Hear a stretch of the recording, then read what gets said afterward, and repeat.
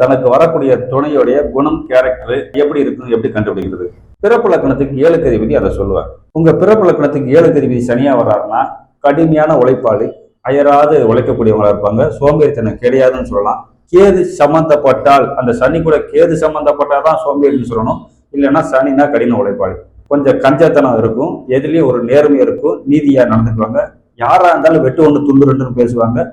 தப்புன்னா தப்புன்னு கண்டிக்கக்கூடியவங்களாக இருப்பாங்க. கலர் கொஞ்சம் கருப்பா தான் இருப்பாங்க, ஷார்ட்டா தான் இருப்பாங்க, குட்டையா தான் இருப்பாங்க.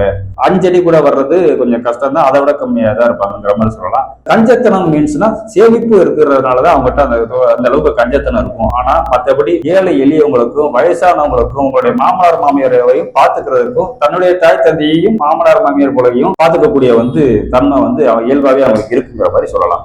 எளிதில் நோய் வாய்ப்பட மாட்டாங்க. வேலை வெட்டி பார்க்கலன்னா தான் அவங்களுக்கு நோய் வரும். எல்லாரையும் அரவணைச்சு பார்க்கும்போது இவங்களுக்கு நோய் வாய்ப்படக்கூடிய வாய்ப்பே கிடையாதுங்கிற மாதிரி சொல்லலாம்.